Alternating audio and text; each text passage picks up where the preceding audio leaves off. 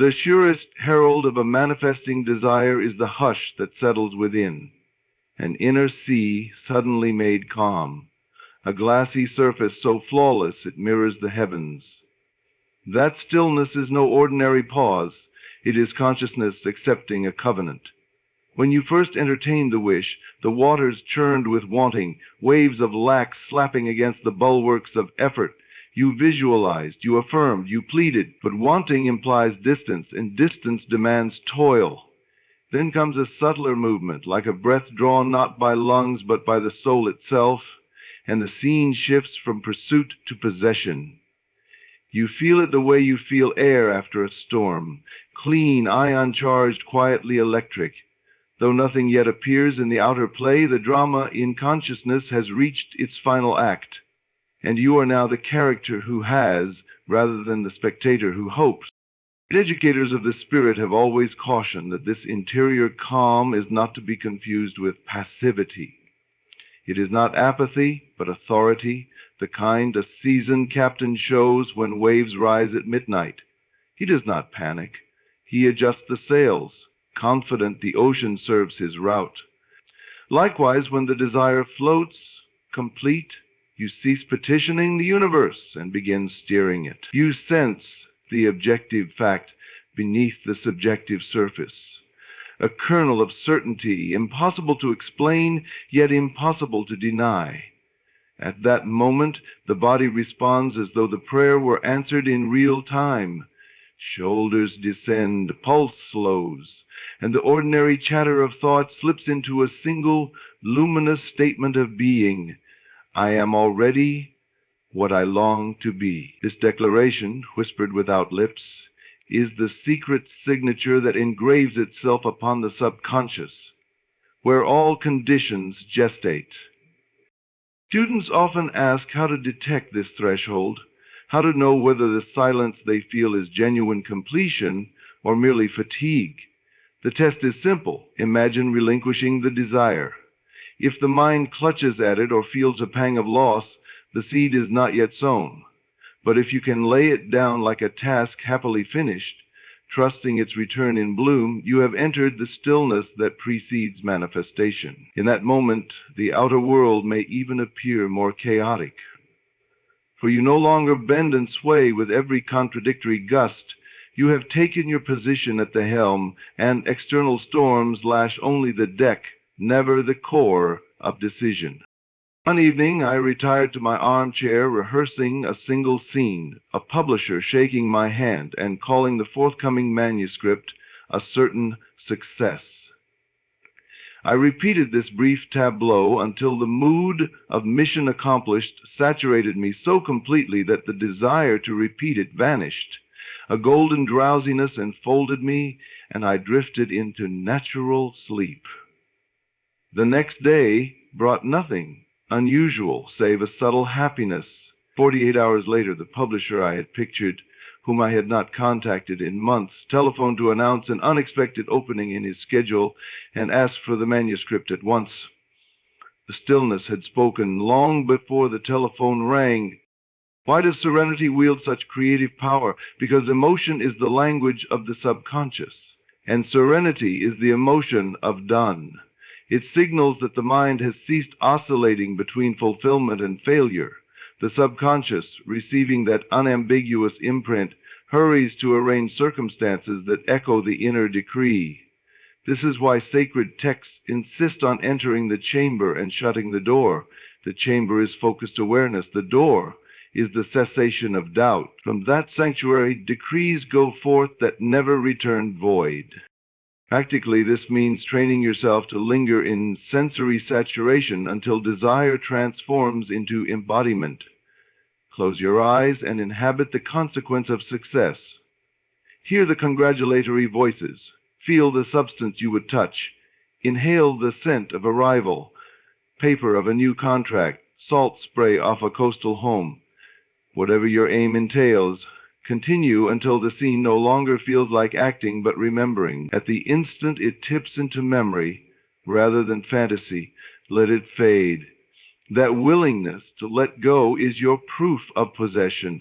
The subconscious has photographed the moment. and begun projecting it on the screen of experience. During the interim between mental capture and physical appearance, protect the stillness as you would protect a lit candle in wind. Well-meaning friends may remind you of facts, timelines, limitations. Smile inwardly. Their remarks are old news from a realm you no longer reside in. When worry intrudes, answer with sensation, not argument. Return for a heartbeat to the deepened breathing, the warmth of conviction. Then move on. The desire is not chained to constant conscious attention. It germinates in quiet soil. Faith is not frenetic. It is the relaxation of knowing a law at work. Also beware the temptation to test the ground too soon, like a child digging up seeds to ensure they sprout. Curiosity is natural, but interference delays. Trust that the invisible operations set in motion by your calm acceptance are precise beyond human planning. Often the path that forms is one you could never devise. A casual conversation opens a door. A canceled event yields an introduction. A seeming setback redirects you to the exact coordinate where fulfillment waits. Such twists are not anomalies. They are the shortest distance between assumption and appearance, the logic of an intellect vaster than linear calculus. Should doubt persist, recall prior victories. Everyone possesses memories, small or grand, of wishes realized against expectation. Relive those episodes until the same flavor of inevitability seeps into the current desire. Memory, used rightly, is not a chain to the past, but a rocket to the future. It proves that what once felt improbable has already submitted to imagination's rule. Finally, understand that the stillness is itself the reward, independent of any object gained. To abide in it is to dwell above circumstance, to taste freedom from the tyranny of conditions. The manifested thing, delightful as it is, merely reflects the sovereignty achieved within. And because that inner sovereignty can be summoned at will, you need never fear loss again. You have discovered the wellspring, not merely a single cup of water, and from this well all future creations will flow. There is a curious mercy that descends upon the faithful imaginer, a soft erasure of tension, as though some unseen hand has lifted the weight from the mind and set it elsewhere. You realize hours have passed without that habitual glance at the clock of circumstances, and when you search for the old sensation of lack, it is simply missing, like a misplaced trinket you no longer need. This forgetting is not negligence, but evidence of deeper engagement. The desire has sunk from the noisy foyer of conscious thought into the silent chambers where life is scripted. The surface mind, relieved of sentry duty, wanders freely, and in its wandering you catch brief, delightful flashes, a casual reverie in which the wish stands accomplished, a split-second picture that feels oddly like a memory. You did not force these daydreams. They bubbled up of themselves, suggesting that the seed has found warm soil and begun its secret germination. Consider the child who plants a kernel in the schoolroom cup on the first afternoon. He may lift the soil repeatedly, seeking proof of growth, but soon distraction rescues the seed. The child forgets to check, and in that interval the miracle occurs. Similarly, when longing falls asleep, germination starts. The subconscious requires darkness and stillness to weave its patterns. Agitated attention uproots the work. Relaxed indifference protects it. Thus, the very act of forgetting to fret is a biological signal. Blood pressure eases, muscles unclench, breath lengthens, physiology confessing that mind and body now accept possession as fact. Externally, nothing seems altered. Yet internally, the blueprint is signed, sealed, and handed to the builders. Many, however, grow uneasy at this peace. They have been trained to measure love of a goal by the fever with which they chase it. When the fever breaks, they fear they have grown cold. Rejoice instead. Convalescence proves the medicine took hold. Passion in its pure form is not loud excitement, but quiet certitude. Picture an architect who, after weeks of drafting, sets down his pencil and lights a pipe. He no longer fusses over lines because the plan is complete. So too your calm signals completion. Action from calm is swifter and surer than action from craving, for craving scatters focus while calm directs it. Out of that directed stillness will rise inspired prompts. Fawn this friend, walk that street, open that email, and you will obey without fanfare, unaware that you are walking the exact coordinates of fulfillment. To cultivate this blessed amnesia, practice surrender in miniature. Before sleep, review the drama of your day, selecting any unmet desire, large or small. Flash an imaginal scene that implies its fulfillment. Holding the finished manuscript, hearing your name announced, seeing the zero balance vanish from the bill. Saturate the scene with sensory richness, and then, crucially, allow it to fade. Do not clutch at it like a drowning man grasping driftwood. Let it slip beneath the surface of consciousness as naturally as a pearl falling through clear water. When morning comes, occupy yourself with simple duties. Prepare breakfast, wash dishes, greet neighbors. Notice how the mind slides away from the topic. Should it return, acknowledge the desire only as one acknowledges a debt already paid, with a brief nod of gratitude, never with worry over collection. A merchant once shared an instructive tale. He imagined his small shop becoming a thriving chain. Nightly he pictured dozens of employees arranging goods under bright lights while customers queued at registers. After a month, the vision dulled. It no longer excited him. He worried he had lost faith.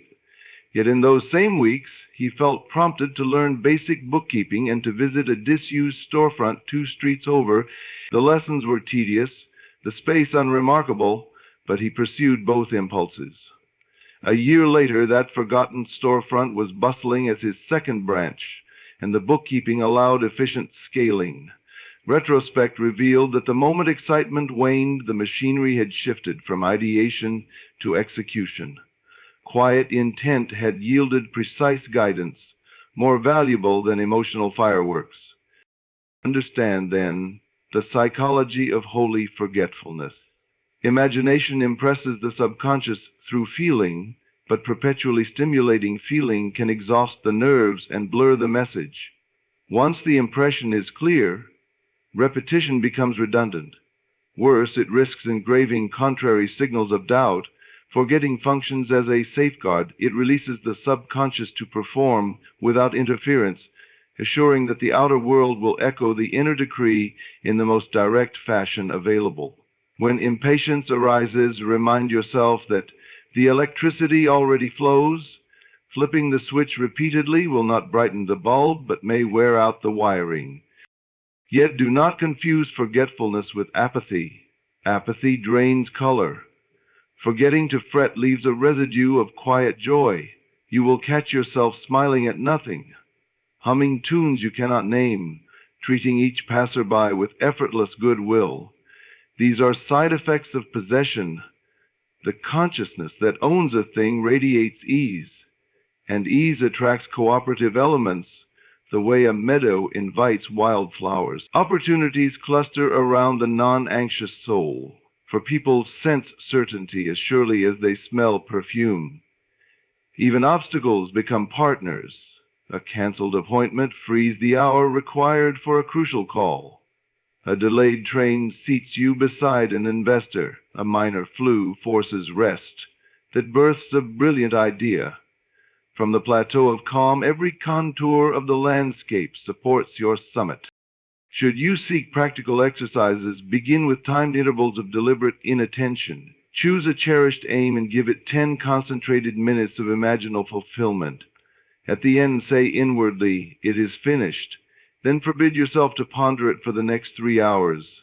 If thought intrudes, divert it to something trivial. Recite a poem, solve a puzzle, drink a glass of water. Each cycle of focus and release trains the psyche to deliver clear instructions, and then stand to gradually lengthen the periods of release until the desire surfaces only as an occasional sparkle of anticipation, never as a stab of need. Remember, seeds sprout in silence, bread rises in covered bowls, stars are born in hidden nebulae. Creation loves the cloak of unawareness. Your task is to set the cause, feel its certainty, and then stroll away whistling. The universe, overhearing your nonchalance, takes it as a vote of confidence and rushes to match your ease with equivalent outcomes.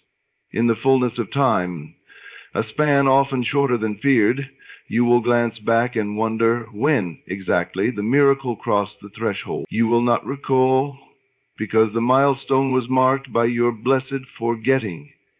That is the signpost, when the longing subsides into lightness, when interest loosens its grip, when the subject slips your mind for whole afternoons. Celebrate that lapse, for it is the subconscious whispering, "Work is underway. Kindly stand clear of the closing doors." Chance whistles a merry tune, yet behind the melody marches a perfect cadence, and once the inner picture is fixed, the outer notes rearrange themselves to play it.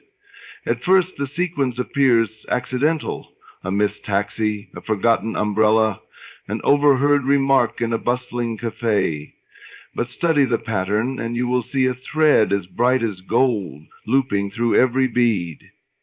Imagine for a moment that you are seated in a theater whose stage is hidden by a heavy curtain. You have penned a script in solitude, rehearsed each line in your mind until every gesture feels alive, and now you wait. The orchestra warms up, the footlights flare, but the curtain stays closed. In the audience around you, people cough, crinkle programs, and comment on the delay. Then, without warning, the house lights dim and the overture begins. Quiet at first, then building toward a theme you know by heart. For it is the theme you composed in silence. That is the first hint that your imagined act is drawing breath in the sensory world. When the bridge of incidents starts to assemble, it seldom announces its purpose.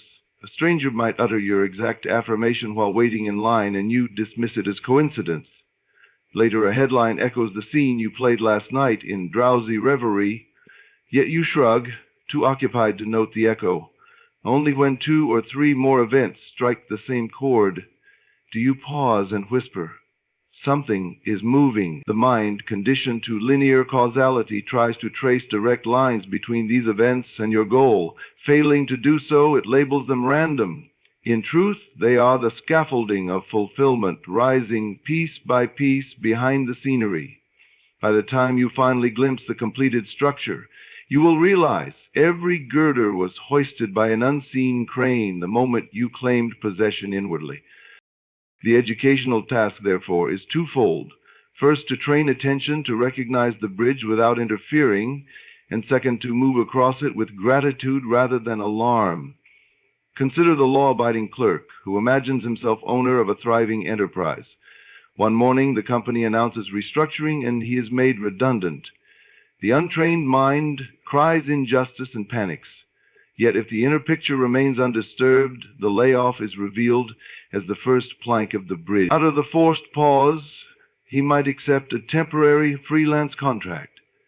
There he meets a retired investor seeking new ventures. From a casual lunch conversation, a partnership is born.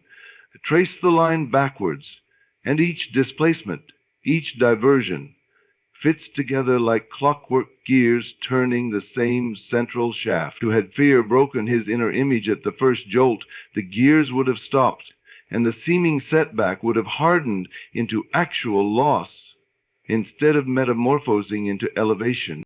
One useful practice is nightly retrospection. Before sleep, replay the events of the day and ask where the thread of your assumption glittered. Did a colleague mention a contact in the very industry you wish to join? Did a podcast episode autoplay offering skills you'll soon need? Note these spark points without straining to assign meaning. Simply acknowledge them as mileposts and give thanks, for gratitude cements the path and keeps the conscious mind from tampering with divine carpentry. Another discipline is restraint from premature judgment. When an event contradicts the wish, remember it is but a partial scene. The play is mid-act. A tight budget might compel you to cancel a trip. Freeing the exact week you later must be available for the opportunity your assumption summons. A difficult conversation might end an unfruitful alliance, clearing space for an ideal collaborator. Accept each twist with the poise of a chess master. who sacrifices a pawn knowing the strategy spans many moves. Students often inquire how to distinguish genuine bridge events from ordinary noise. The answer lies not in outer form, but in inner resonance. A bridge incident carries a faint perfume of inevitability. It pricks awareness with déjà vu, as though reality is quoting your own secret thoughts. You may sense a quickening heartbeat, a brief hush of time, or the uncanny feeling that the world just aligned by one unseen notch. Cultivate sensitivity to that resonance, and you will become fluent in the language of unfolding creation. Practical illustration clarifies the point. A woman desired a home near the sea, though her savings were modest. She imagined returning from the market, placing flowers on a round table by a window that overlooked water sparkling at sunset. Weeks later, her landlord announced the building would be sold. Tenants must vacate. Anxiety flickered, yet she maintained the mood of ownership. Searching for interim lodgings, she visited a coastal suburb she had never considered. While there, she wandered into a small bakery and struck up conversation with its owner, who casually mentioned a nearby cottage coming available at an unheard-of rent in exchange for light caretaking. She viewed the cottage that afternoon and stood breathless beside a window, round table already in place, gazing at the identical shimmer of sea she had rehearsed. The eviction notice, the chance stroll, the friendly baker, each link looked arbitrary until the final click revealed perfect design. Understand that every conscious assumption issues a command to the subconscious, which in turn marshals the collective wisdom of life itself to obey. Because the subconscious operates beyond intellectual plotting, its routes often bypass logic, weaving through serendipity and what the world calls luck. Your role is to keep the originating assumption vivid yet unstrained, allowing the subterranean intelligence to sculpt events into coherence. Interference comes chiefly through doubt, expressed as frantic action or despondent inaction. Neither extreme serves. Calm responsiveness does. Act when prompted by an inner nudge that feels light and obvious. Decline actions born of fear or compulsion. In this balanced stance, you traverse the bridge with grace. Remember, too, that the bridge serves not only to deliver the manifestation, but to transform you into the version of yourself capable of sustaining it.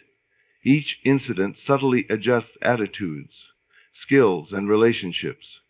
The apparent detour that enrolls you in a night class is forging competence required for the new career. The delayed payment that teaches patient budgeting is fortifying responsibility needed for greater wealth. Welcome these shaping pressures. They tailor your character to fit the future you have claimed. Finally, maintain the playful wonder of a child on a treasure hunt. Mark each clue with delight. Tell no one prone to scoff, for their skepticism may tempt you to dismantle what is still under construction. Instead, confide in the quiet of your own awareness and celebrate privately. When the tangible result stands undeniable before the world, you will know it, not as a cold miracle descending from on high, but as a symphony whose opening bars you composed, and whose every note answered the silent baton of your imagination. The most convincing signal that your inner assumption has taken roots is how naturally other minds fall into step with it, shaping their words, attitudes, and opportunities to match the picture you carry. Imagine waking one morning having quietly adopted the role of a concert violinist, though no resume yet supports the claim. You meet an acquaintance who, without prompting, remarks that you look like someone who belongs on stage. A week later, a colleague invites you to a chamber music soiree, where an unexpected opening in the ensemble needs filling. None of this is coincidence. It is life reflecting the change of costume you donned in consciousness. In the grand play of creation, each person is both actor and mirror, taking cues from the dominant state radiating through you and delivering lines you authored in silence long before the scene began.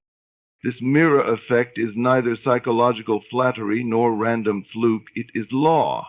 Thought fused with feeling broadcasts an imperceptible frequency that instructs the subconscious minds of others how to treat you. When you persist in a state of wealth, Friends may suddenly ask advice about investments, vendors extend favorable credit, and even strangers hold doors with a respect formerly reserved for dignitaries. They are not flattering what they see, they are responding to what they feel emanating from you, the invisible authority of possession. To test this, assume inwardly that you have been promoted, and notice how peers begin deferring to your judgment even before the official announcement. The outer rank merely ratifies what their senses have already registered, a new center of gravity in your self-concept that pulls their conduct into orbit. Educating oneself in this principle means observing interactions as feedback loops rather than chance exchanges.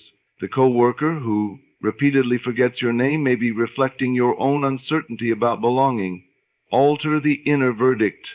Decide you are integral, indispensable, and watch memories sharpen around you. The barista who misspells your order after you secretly doubt your worth, revise the encounter in imagination. See the name perfectly written. Feel the friendly eye contact. Hear your pronunciation echoed flawlessly. Persist in that corrected scene until the next visit when reality obliges. Each adjustment within finds swift echo without, because every consciousness is linked at the level where assumption speaks louder than words. An elderly tailor once shared an illuminating story. For decades he patched garments in a narrow alley shop, earning modestly. Yet every night before sleep he pictured himself measuring tuxedos for governors and film stars, envisioning their gratitude as they admired his craftsmanship. Gradually his customers shifted. First a local counselor, then an actor in touring theater, then, through an accidental referral, a celebrated director preparing for an award ceremony. Media photographs immortalized the director's suit, crediting the humble tailor.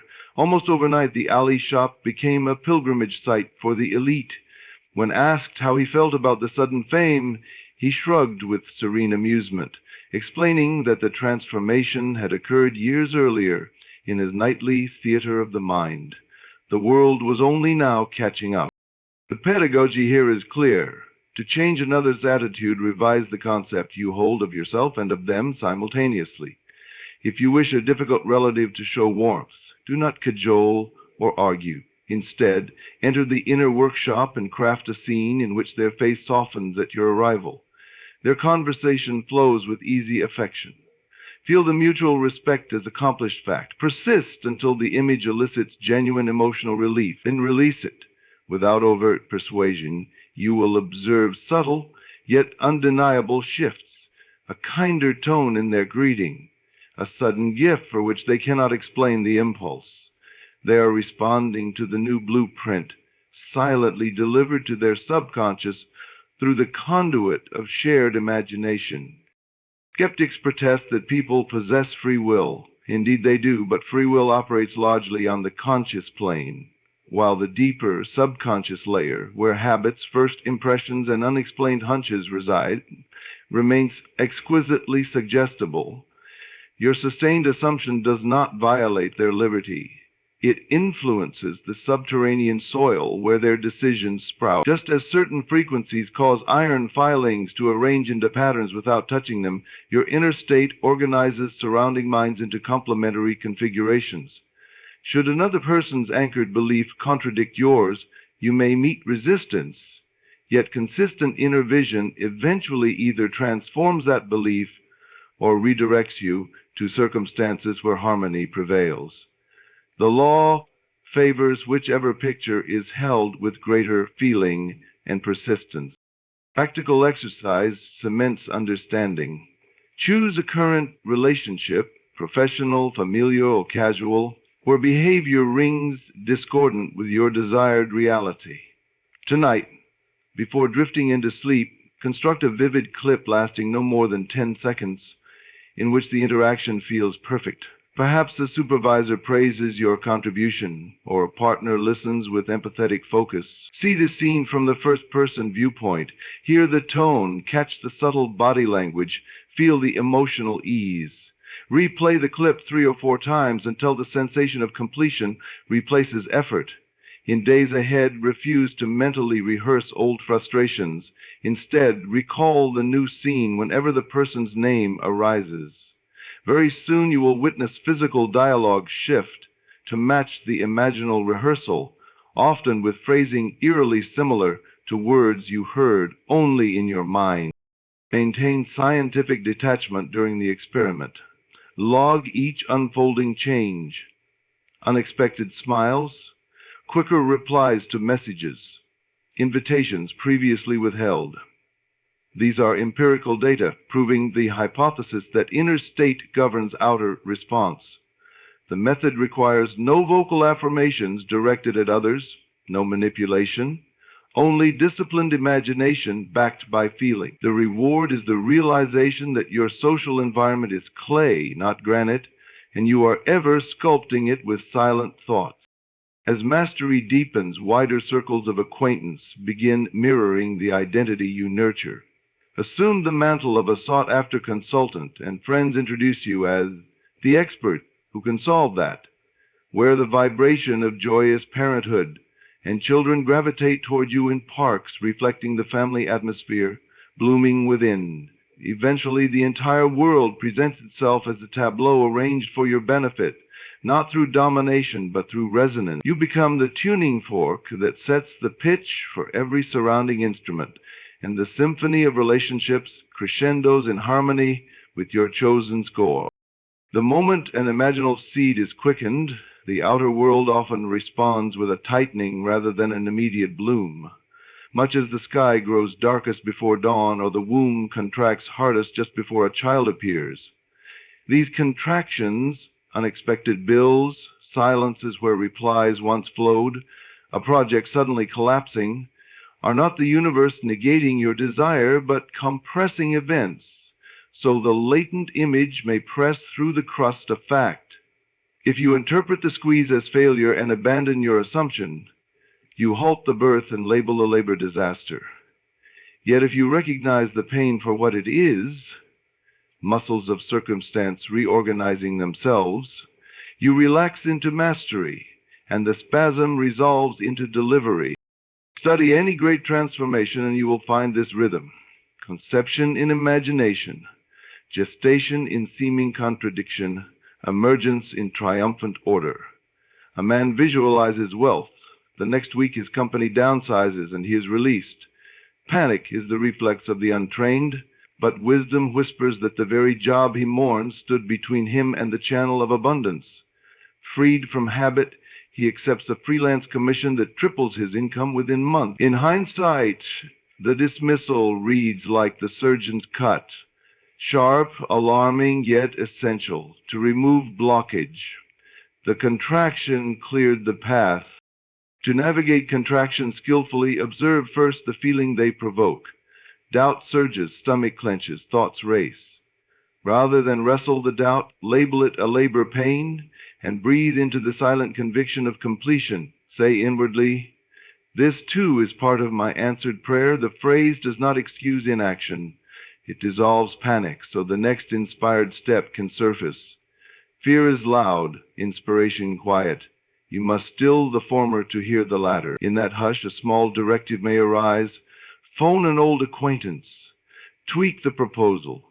Rest for a day. Obey promptly. These micro-instructions are the midwife's hands guiding the birth. Revision is another surgical tool. Take the disturbing incident into imagination and replay it as you would have loved it to unfold. If the letter arrives stamped insufficient funds, see it now etched paid in full. Feel the warm relief until the body agrees with the new scene. By rewriting the sensory record, you snip the thread that could weave future echoes of the setback. The subconscious accepts the revised picture as precedent and reshapes coming events to match. Thus, every contraction becomes raw material for a higher pattern, instead of a repeating wound. Remember that contradictions often cluster near the threshold of fulfillment, precisely because the old structure is loosening its grip. A wall shakes most just before it falls. When doubts spike, do not search the horizon for proof. Look inward for persistence. Ask, am I still living from the end? If the answer wavers, retreat into the feeling of the wish fulfilled, even for 60 seconds. That minute of embodiment sows an hour of unfolding order. Repetition matters less than intensity. A single moment drenched in certainty outweighs days of tepid belief. An actress once longed for a breakthrough role. She imagined nightly the weight of an award in her hand, the glare of camera flashes, the hum of an admiring crowd. Weeks later, she failed an audition she believed ideal. Tears flowed, yet in the midst of grief she recalled the principle and treated the rejection as a contraction. She steadied breathing, rehearsed the victory scene, until emotion steadied, and thanked the unseen director for perfect casting. 2 days on, the producer of that very project phoned to apologize. The chosen lead had withdrawn. Would she test again? This time the script fit her like skin, and the role catapulted her career. The failed audition was no verdict, only the body of events convulsing into alignment. Guard your language during contractions. Words clothed in despair sow future tangle. Replace everything is going wrong with everything is rearranging. Replace this is the end with this is the turn. Speech crystallizes assumption. Choose phrases that keep the mold flexible. When tempted to dramatize a setback in conversation, speak instead of the desired outcome as a done deal. Friends may deem you unrealistic. They merely witness a seedling whose fruit you already taste. Time, too, will seem to contract. Delays stretch, breakthroughs rush in. Treat both with equanimity. If an anticipated call grows late, bless the delay. Perhaps vital information matures in that hour. If success arrives suddenly, receive it without shock, for shock denies authorship. You wrote this plot. Greet each twist like a line you yourself penned and forgot. Practical exercise. List the 3 most pressing contradictions confronting you. For each, script a 5-second imaginal clip in which the opposite condition shines.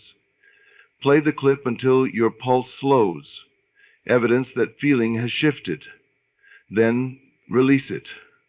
The very next contraction you face, recall the calmer pulse and anchor there. Soon you will notice contractions shortening in duration and softening in force, exactly as physical labor signals imminent birth by quickening yet easing between waves. Ultimately, the contraction is the universe's proof that your imaginal act lives. You ask for a diamond. Pressure is the delivery mechanism. You ask for flight. Turbulence is the runway. Stand steady. Whether the contraction arrives as a lost client, a quarrel, or a sudden expense, greet it with the quiet smile of one who hears beneath the pain the heartbeat of fulfillment drawing near.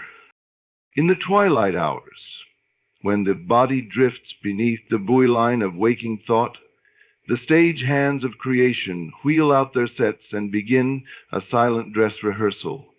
What appears to the drowsy eye as a curious dream is often a coded progress report, your subconscious screening the next scenes of your manifested desire. Pay close attention, for here, more clearly than in daylight, ideas reveal themselves as images. A corridor newly painted the color of promise, a staircase glowing with invitation, a familiar stranger extending a hand already warm with greeting. These nocturnal tableaux are not random. They are the echo of imaginal acts reverberating through the cavern of sleep, shaping themselves into symbols the conscious mind can later decode. Dreams speak the native tongue of the subconscious, picture, mood, and motion. Because words are too blunt an instrument for the delicacy of its signals. Where the intellect might stutter, image flows. Suppose you have nightly planted the scene of signing a lucrative contract. Suddenly you dream of unlocking a door and entering a bright office flooded with sunlight. You awaken with a thrill that lingers like perfume. The office is not literal. It represents the state of secured opportunity. A luminous confirmation whispered before fact arrives. Treat it as a telegram from the deeper self. Your wish is shaping itself. Keep the feeling alive. Because symbolism is the subconscious's preferred syntax, The same motif may recur in altered guises until fulfillment physically appears. The staircase, for instance, frequently denotes ascension to a higher state. At first, you may dream of simply noticing a staircase in an unfamiliar house. Later, you ascend a few steps. Finally, you reach the landing, greeted by friends who celebrate your arrival. Rather than scouring dream dictionaries, sense the emotional climate of each variation. Is the ascent effortless or labored? Is the atmosphere dim or radiant? Your feelings are the captions. Read them and you will understand whether momentum is building or resistance needs dissolving.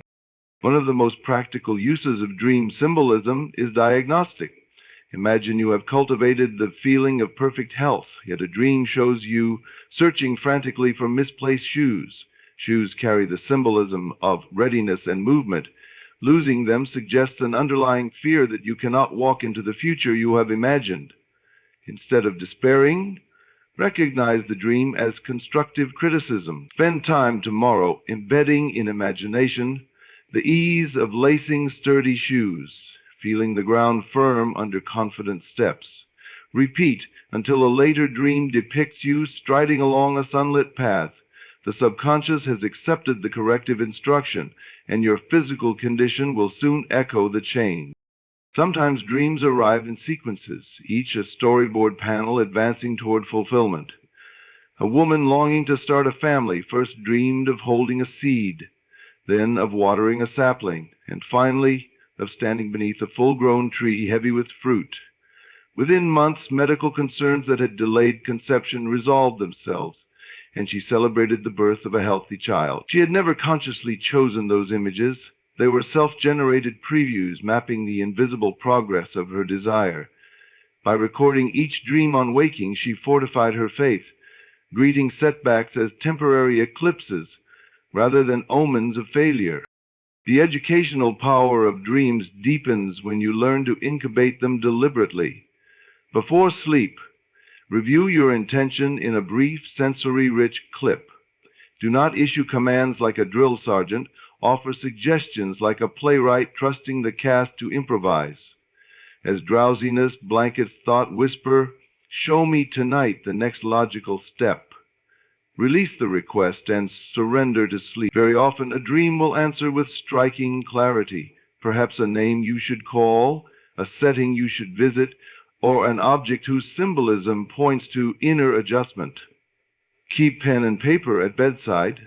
Capture even fragments, for a single vivid image can act as compass for the coming day. Skeptics may argue that dreams merely recycle daytime fragments, yet even recycled scraps are chosen with purpose. The subconscious is a thrifty artisan. It fashions prophecy from the raw material of yesterday's impressions, weaving them into patterns the surface mind overlooked. A news article about gardens merges with your held vision of financial growth, and the resulting dream of harvesting giant cabbages signals abundance now ripe for picking. That the cabbage borrowed its leaves from the evening paper does not diminish its meaning. It reveals the ingenious economy of imagination. When a dream feels discordant, perhaps you fail an exam you had imagined passing with ease. Interpret it not as doom, but as feedback on vibrational misalignment. Somewhere during waking hours, doubt crept in and tilted the inner picture. Use the symbol as clue, not verdict. Sit quietly, recall the dream, and revise it. See yourself receiving the graded paper marked with honors. Feel the relief coursing through the body. This conscious editing imprints a corrected frame that the subconscious will adopt, often sending a confirming dream within nights or manifesting compensatory events in waking life. There is also the phenomenon of extraneous dramatis personae, old classmates, long-departed relatives, fictional characters who wander into dream scenes wearing colors relevant to your goal. Rather than investigating their literal histories, ask what role they played. Did the class bully applaud your presentation? Authority, once perceived as hostile, has now converted into support. Did your late grandmother hand you a key? Ancestral wisdom is endorsing your passage into a new state of security. Accept the blessing and proceed. For practical mastery, establish a simple ritual.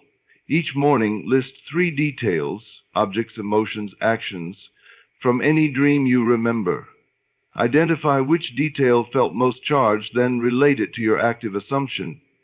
If no immediate link appears, relax. Understanding often dawns later when a daytime incident reveals the bridge. Over time, this habit sharpens the faculty of selective attention. You become adept at distinguishing a meaningful symbol from narrative static. Soon your days and nights blur into a continuous workshop. Daylight, imaginal acts, sowing seeds, nighttime dreams displaying seedlings. Daylight feelings, watering growth, nighttime visions measuring height. Eventually you will experience the rare, exquisite moment when a dream scene and a waking event align almost identically. A colleague makes the exact remark scripted in sleep, or you enter a room laid out precisely as dreamt. Do not pass off such moments as déjà vu. They are confirmations that imagination, dream, and physical reality operate along one contiguous spectrum. The curtain you thought divided worlds is thinner than silk. Push gently and your hand passes through. Dreams are your nightly rehearsal footage, your private preview, screening. Learn to watch with discerning eyes, and the official premiere, the outer manifestation, will feel like the most natural encore. A curious enchantment overtakes the watch hands once a desire is fully assumed. Seconds lose their tyrannical tick, and the whole machinery of chronology pivots to obey the picture pulsing behind your ribs. You wake before the alarm with energy usually reserved for midday. Complete tasks in half the usual strokes. Discover that lines shorten the moment you step into them, and meet people by chance whose schedules should never have intersected yours. It feels as if some invisible conductor has taken up the baton, clearing away every discordant note of delay so the next movement may arrive on cue. You glimpse that time is not a distant metronome clicking indifferently in the sky. It is clay in the potter's hands, and the potter is the mood you carry. Imagine a train long titled to need 5 hours for its journey. Tickets, timetables, and seasoned commuters all agree on the interval. Yet a powerful tailwind can shorten the trip without altering a single station. In like manner, when feeling aligns with fulfillment, the wind of life shifts behind you. Projects leap forward as if propelled by jet stream. The manuscript languishing for years finds its ending in a single afternoon. The business contact who ignored 3 polite emails phones you unbidden. To the logical mind, this contraction of intervals appears miraculous. Yet it is a lawful response to the heightened frequency of assumption. Holding the end state generates a pressure differential, subtle updraft, that lifts events off the runway of plodding causality and gives them glide. Students of this art quickly notice both compression and expansion at play. Hours spent in creative reverie can vanish like a spark in dry grass. Meanwhile, months of waiting for a critical resource dissolve into a sudden delivery. A sculptor once shared that after picturing her work exhibited in a prestigious gallery, she lost herself for what felt like minutes chiseling a single detail, only to find the entire afternoon gone and the piece inexplicably complete. The acceleration occurred not because she worked faster, but because she entered a pocket of consciousness where linear reckoning bowed to intensity. The calendar outside the studio still turned at its ordinary pace, but inside, where imagination ruled, time obeyed different parameters. Practical observation will confirm this. Commit to a clear, imaginal scene of your goal already achieved. Feel it until the body tingles with recognition. Then watch what happens to tasks that previously felt heavy. A slide presentation, once a marathon of revisions, drafts itself in a burst of lucidity. A language you struggled to learn begins to stick after a single evening of joyful study. The student wonders why memory expands. Yet it is not memory that grows, it is resistance that shrinks. When the mind stops doubting outcome, attention flows unimpeded, accomplishing in minutes what fretful effort scattered across days. There is, however, an opposite side to the coin. Certain activities may now feel unbearably slow or irrelevant because they belong to a state you no longer occupy. Meetings that once engaged you drag like cold molasses. Conversations anchored in old identity tire you within moments. Do not confuse this with impatience. It is evidence of internal altitude gain. The airplane that rises above storm clouds no longer jostles in turbulence. Likewise, as imagination climbs, obsolete rituals fall beneath you. Bless them and move on. Space must clear in the schedule for the compressed sequence to unfold. To harness elastic time deliberately, practice the art of temporal rehearsal. Sit quietly and imagine the day ahead telescoped into a single radiant frame. See yourself at nightfall reviewing accomplishments already complete. Feel the relief and satisfaction as if it were bedtime now. The subconscious accepts that end snapshot as mandate and orchestrates the steps with astonishing efficiency. Tasks rearrange themselves, helpers appear, distractions fade from radar. You check the clock at dusk and marvel that objectives slated for tomorrow have slipped into today. During periods when external clocks still seem sluggish, perhaps a visa approval or medical result drags on, use the interval not to brood but to deepen embodiment. The farmer does not tug seedlings to make them taller. He enriches soil and trusts the sun. Likewise, fertilize your assumption with moments of silent gratitude. Each thank you in advance winds the mainspring tighter, readying circumstances for swift unwinding. Gratitude is an accelerant. It shortens the gestation by convincing the subconscious that fruition has already occurred, and therefore must surface to maintain consistency. A writer awaiting a publishing contract provides a compelling illustration. She spent mornings writing letters dated 6 months ahead, thanking her future editor for the book's success. She sealed them and placed them in a drawer, an act symbolic but potent. Within 3 weeks, half the industry's normal review period, she received an acceptance from a house she had considered out of reach. The standard timeline contracted because gratitude bent the arc of probability to fit the picture held. Another key lies in attuning conversation. Speak of the fulfilled desire as a present possession, and listeners will unconsciously adjust their sense of timing around you. A young entrepreneur described his software as launching next quarter, though funding was unresolved. Investors, infected by the certainty of his diction, accelerated their due diligence. Suppliers offered prototypes ahead of schedule, though his words pulled the horizon closer, aligning external calendars with his internal clock. Be alert to micro signposts of synchronicity, glancing at precisely repeating numbers. Arriving at a bus stop the instant transportation doors open. Finishing a sentence just as a song lyric on the radio echoes it. These are not trivial coincidences. They are the ripples of wider temporal alignment, reassuring you that the master gear, your chosen state, drives the smaller cogs of daily experience.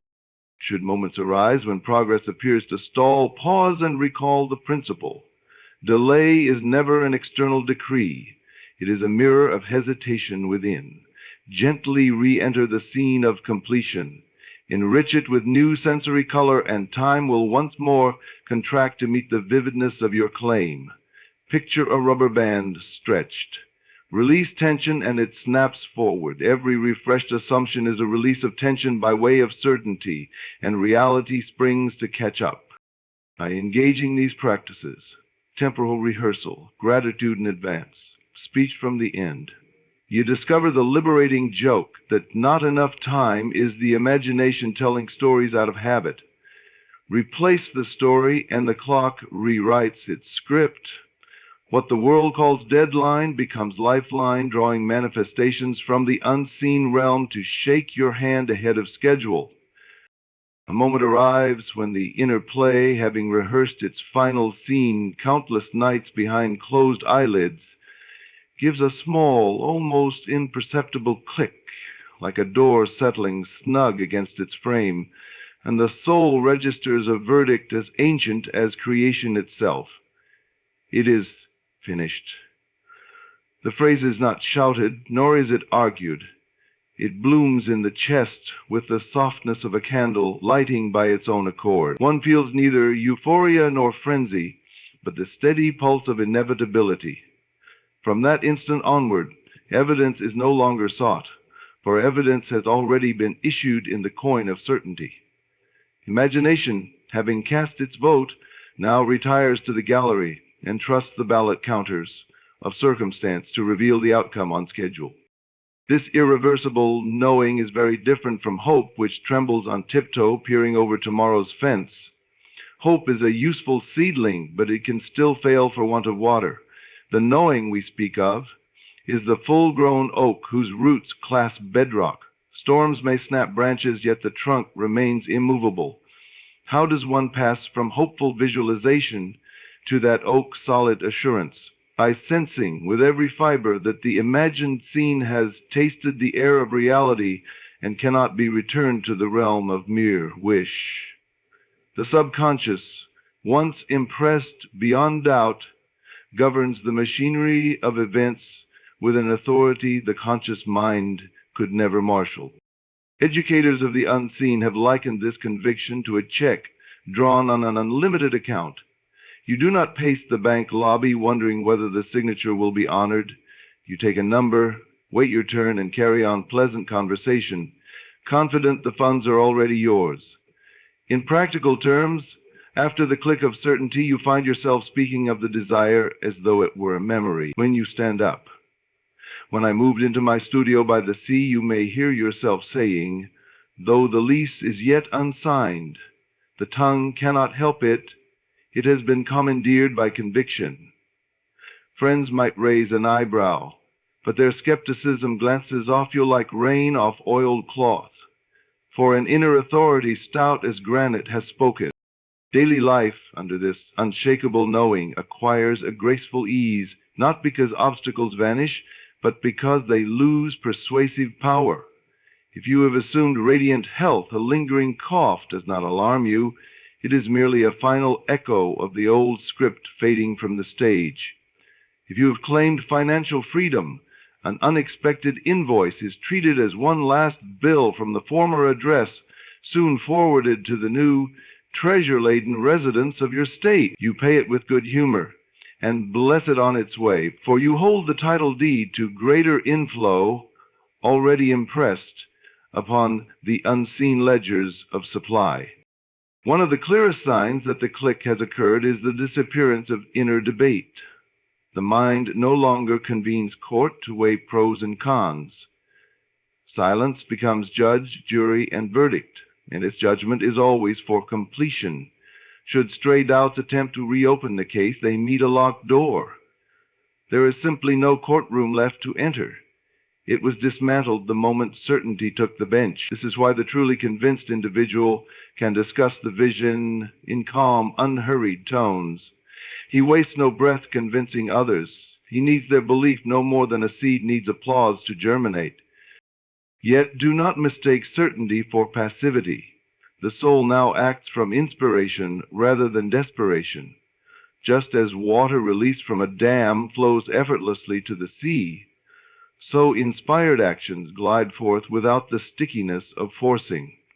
A writer, after months of stalled chapters, feels the click and suddenly completes the manuscript in a weekend of joyful dictation. Couple, long yearning for a child, sign adoption forms with the serene delight of parents whose arms already know the weight of their son. Their certainty magnetizes every required detail. Agency approvals, travel plans, even friends who volunteer baby furniture before being asked. Some students inquire, what if I never feel this click? Does that mean the desire cannot manifest? Not necessarily. Lesser degrees of faith can still sprout results, but the harvest may arrive slower and with more weeds of doubt. The click is merely the gold standard, the signal that resistance has dissolved and the path is clear. If it eludes you, continue practicing the fundamentals. Condense the unseen, feel it vividly, revise doubts as they arise, and nurture gratitude in advance. These cultivate soil until, quite suddenly, the seedling breaks ground and the click, announces itself in the green shoot of calm delight. An engineer offers an instructive tale. He envisioned leading a renewable energy project, though his firm had no such division. Nightly, he inhabited the scene of presenting the completed design at a global conference.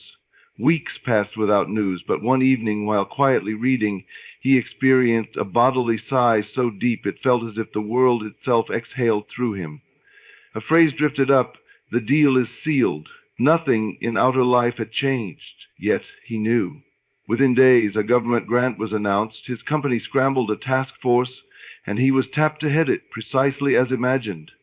Looking back, he saw that the plans were already circulating in upper management when the sigh occurred.